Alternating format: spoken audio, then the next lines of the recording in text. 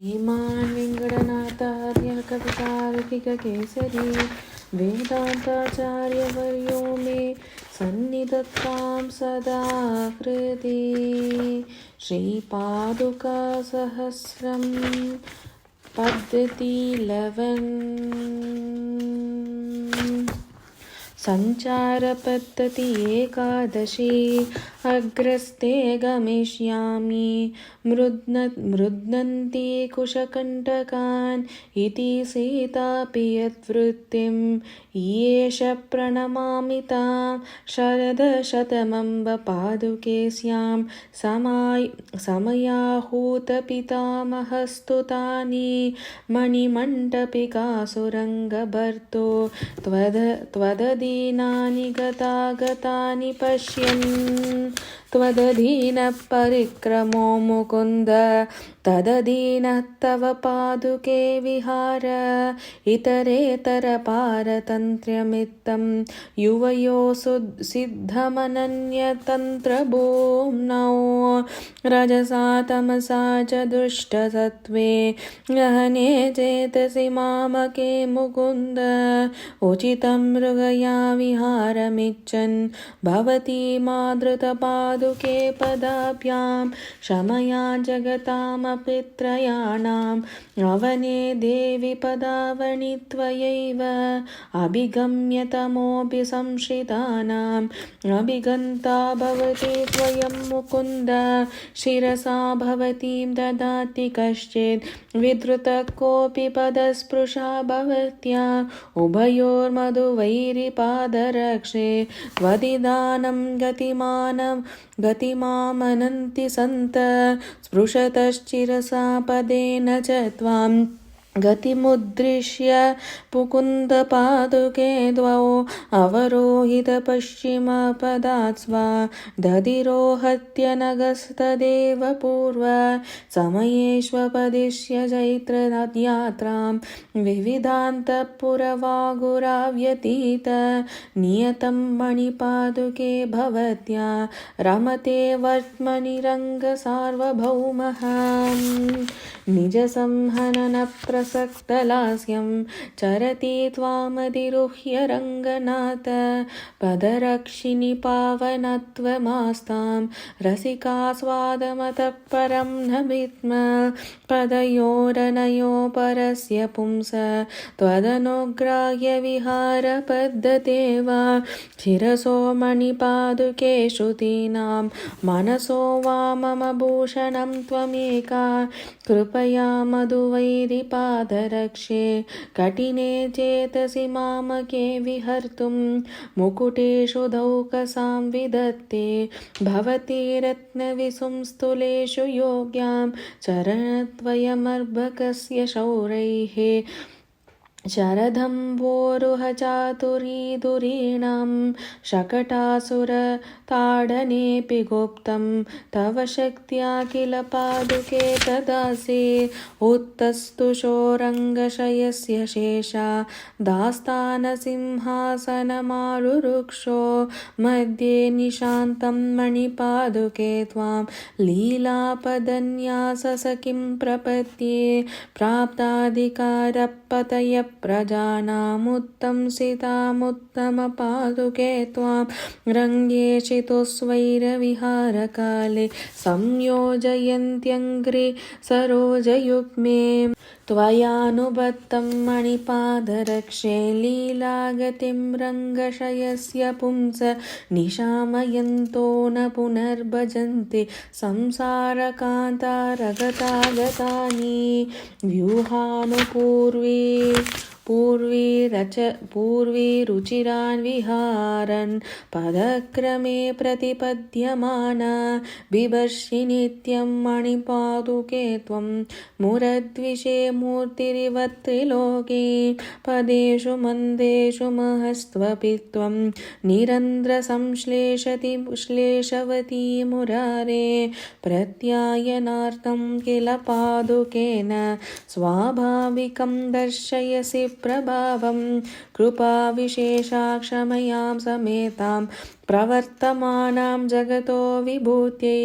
अवैमि नित्यं मणिपादुके त्वाम् आकस्मिकं रङ्गपते प्रसक्तिम् उपागतानामुपतापशैशान्त्यै सुखावगाहं गतिमुद्वहन्तीं पश्यामि शौरे पदवाहिनीं त्वां निम्नेषु तुङ्गेषु निवेश्य शेषां सह प्रयाता सततं प्रयाणे प्राप्तासने संश्रितपादपीठा अलङ्घनीया सहजेन भूम्ना छायेव शौरेर्मणिपादुके त्वं पदस्पृशारङ्गपतिर्भवत्या विचक्रमे विश्वमिदं शनेन तदस्य मन्ये मणिपादरक्षे त्वयैव विख्यातमुरुक्रत्वं सञ्चारयन्ती पदमन्वतिष्ठ सहायकृत्यं मणिपादरक्षे मातस्त्वमेकामनुवंशगोप्तर्गोपायतो गौतमधर्मधारान् त्वत्स्त्रिविष्ट अचरान् सपत्न्ययिष्यन् आरुह्यताक्षर्यमवरुह्य मे तत्क्षणेन शुद्धान्तभूमिषु पुनर्मणिपादरक्षे विश्राम्यति त्वयि विहारवशेन शौरी विक्रम्य भूमिमखिलं बलिना प्रदिष्टां देवे पदावनि दिवं परिमातु कामे आसीदतो दिनकरस्य करोपतापात् संरक्षितुं पदसरोजमुपर्यभूस्त्वं त्वत्सङ्गमानन्नु सकृद्विधि सम्प्रयुक्ता शुद्धिं परामदि जगाम शिवत्वहेतुं रङ्गादिराजपदरक्षणिकेदृशी सा गङ्गा बभूव भवदीय गतागतेन वृद्धिं गवां जनयितुं भजता विहारान् कृष्णेन रङ्गरसिकेन कृताश्रयाया सञ्चारतः तव मत तदा मणिपादरक्षे वृन्दावनं सपदि नन्दतुल्यमासीत् मातत्रयीमयतया चरणप्रमाणे द्वे विक्रमेषु विविधेषु सहायभूते नाथस्य साधु परिरक्षणकर्मणि त्वं दुष्कृद्विनाशन दशासु विहङ्गराजः पादावनि क्वचन विक्रमणे भुजानां पञ्चायुधि करुरुहैर्भुजते भजते विकल्पं नित्यं त्वमेव नियता पदयोर्मुरारे तेनासिनो न विकल्पमसादि योग्याम् अक्षेत्रविद्भिरधिगन्तुमशक्य वृत्तेर्मातस्त्वया निरवधे निधिरप्रमेय रत्यान्तरेषु चरणावनिरङ्गसङ्गी वात्सल्यनिघ्नमनसा जनसा कृतोऽसौ सम्पद्यते समुचितं क्रममाश्रयन्त्या सत्वर्त्मना भगवतोऽपि गतिर्भवत्या निष्ठे पदावनि पुनः कैवेतरेषां व्यावर्तनस्य विषमादपथ प्रचारात् रङ्गेश्वरेण सह लास्य विशेषभाजे लीलोचितेषु तव रत्नशिलातलेषु मध्ये स्थितानि कतिचिन्मणिपादरक्षे संभ्यान् विशेषमनुयोक्तुमिति प्रतिम नित्यं पदावनि निवेश्य पदं भवत्यां निष्पन्दकल्पपरिमेय परिच्छदानि शृङ्गारशीतलतराणि भवन्ति काले रङ्गेश्वरस्य ललितानि गतागतानि भोगार्चनानि कृतिभिः परिकल्पितानि प्रीत्यैव रङ्गनृपति प्रतिपद्यमान पश्यत्सु नित्यमितरेषु परिच्छदेषु प्रत्यासनं भजति काञ्चन पादुके त्वाम् अन्तस्तृतीयनयनैः स्वयमुत्तमाङ्गैर्आविर्भविष्य दतिरिक्तमुकाम्बुजैर्वा न्यस्यन्ति रङ्गरसिकस्य विहारकाले वारक्रमेण कृतिनो मणिपादुके त्वां रङ्गेश्वरे समधिरूढविहार विहङ्गराजे मातङ्गराजविदुतां मणिपादुके त्वाम् अन्वासते विद्रुतचारुसितातपन्त्रा स्वर्गोकस सुभगचामर लोलहस्ता विष्णोपदं गतिवशादपरित्यजन्तीं लोकेषु नित्यविषमेषु समप्रचाराम् अन्वेतुमर्हति धृतामखिलैः सुरैः सुरेन्द्रैः गङ्गा कथं नु गरुडध्वजपादुके त्वाम् भिक्षामपेक्ष्य धनुजेन्द्रगृहं प्रयातु गुप्त्ये गवां विहरतो वहतश्च दूत्यं तत्तादृशानि चरणावनिरङ्गभर्तो त्वत्सङ्गमेन सुभगानि विचेष्टितानि निर्व्यज्यमाननवताल त्वतालय प्रतिम्ना निर्यन्त्रणेन निजसञ्चरणक्रमेण मृत्नासि रङ्गनृपतेर्मणिपादुके त्वं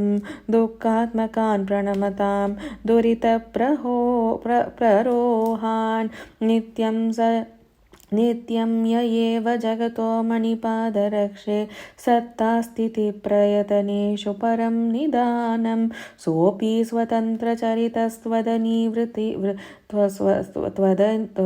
त्वदीनवृत्तिः का वा कथा तदितरेषु मितं पतेषु निर्विष्टनागशयनेन परेण पुंसा न्यस्ते पदे त्वयि पदावनि लोकहेतो स्वर्गोकसान्त्वदनुधावन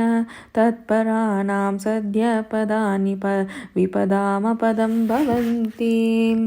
शरदुपगमकाले सन्त्यजन् योगनिद्रां शरणमुपगतानां त्राणहेतो प्रयास्यन् जलधि दुहितुरङ्कान् मन्दमादाय देवी त्वयि खलु निदधाति स्वं पदं रङ्गनाथ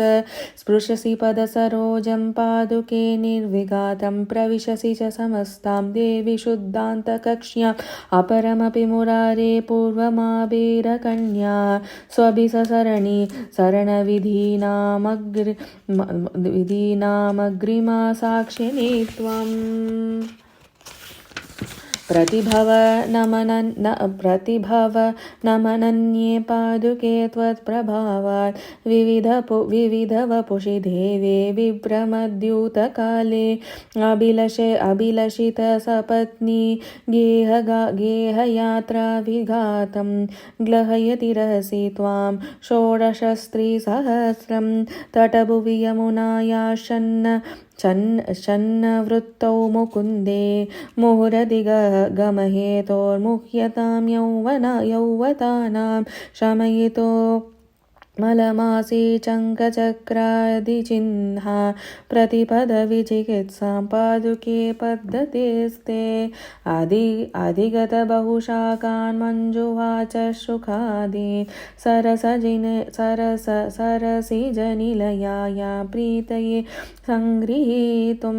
प्रकटितगुणजालं पादुके रङ्गबन्धो उपनिषदटवीशो क्रीडितं त्वत्सनातं मुनिपरिषदि गीतं गौतमी रक्षणं ते मोरनुकलयन्तो मञ्जुवाच शकुन्ता उषसि निजकुलाया दुत्थिता दण्डकेषु स्वयमपि पदरक्षे स्वैरमाम्रेडयन्ति यमनियमविशुद्ध्यैर्यं न पश्यन्ति चित्तैः श्रुतिषु चुलकमात्रं दृश्यते यस्य भूमा सुलभनि किल भावं मां सदृष्टे जनस्य स्वयमुपहरसि त्वं पादुके तं पुमांसम् निधिमिव निरपायां त्वामनादृत्य मोहा दहमिव मम दोषं भावयन् क्षुद्रमर्थं मयि सति करुणाया पूर्णपात्रे त्वया किं परमुपगमनीय पादुके रङ्गनाथः कमपि कनकसिन्धो सैकते सञ्चरन्तं कलशजलधिकन्या मेदिनी दत्तहस्तम्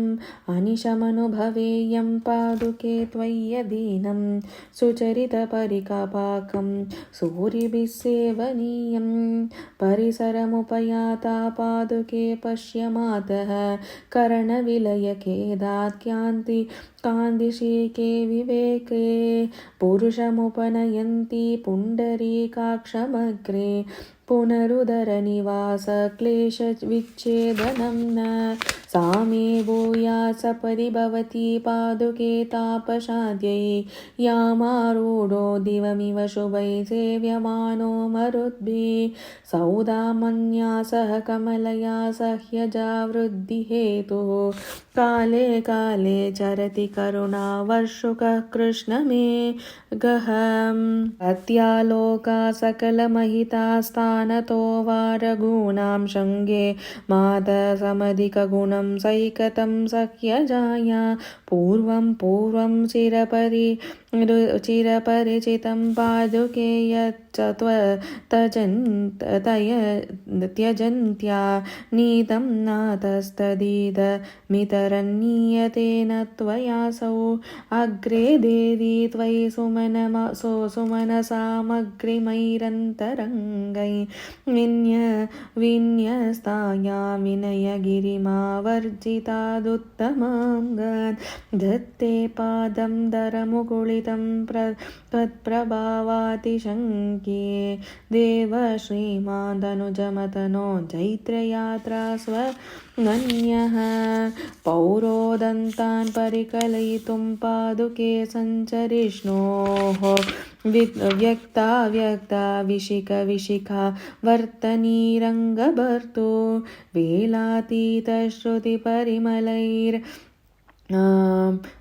श्रुतिपरिमलैर्व्यक्तिमभ्यतिकाले विन्यासैस्ते विबुधपरिषन्मौलिविन्यासदृश्यै आसंस्काराद्विजपरिषदा नित्यमभ्यस्यमाना श्रेयो हेतु शिरसि जगत स्थायिनी स्वेन भूम्ना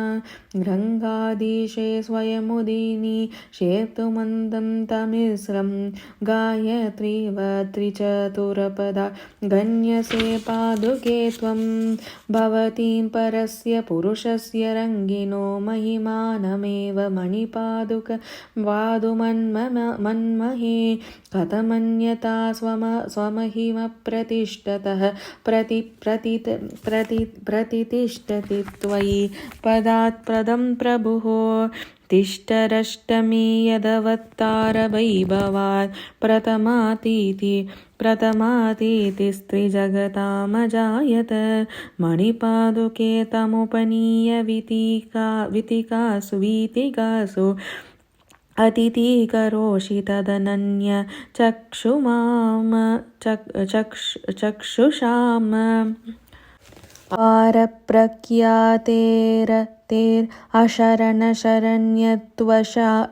शरण्यत्वयशसा ननु ते रङ्गेन्दोश्चरणकमलस्यापि शरणं यया लभ्यप्रङ्गो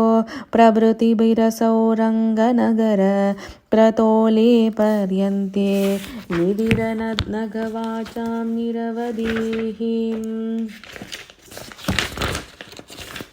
तत्तद्वासगृहाङ्गणप्रणयिन श्रीरङ्गशृङ्गारिणो वालभ्यादविभक्तमन्तरगतेस्त्वं मे गतिः पादुके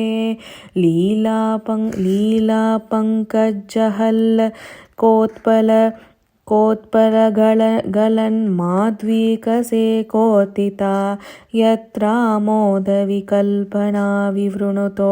शुद्धान्तवारक्रमम् सम्भवतु पादरक्षे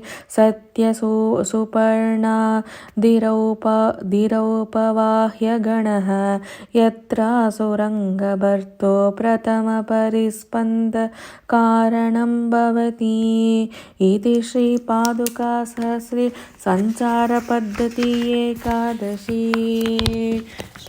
कवितार्किकसिंहाय कल्याणगुणशालिने श्रीमते वेङ्कटेशाय वेदान्तगुरवे नमः। श्रीसञ्चारपद्धति एकादशी समाप्तम्।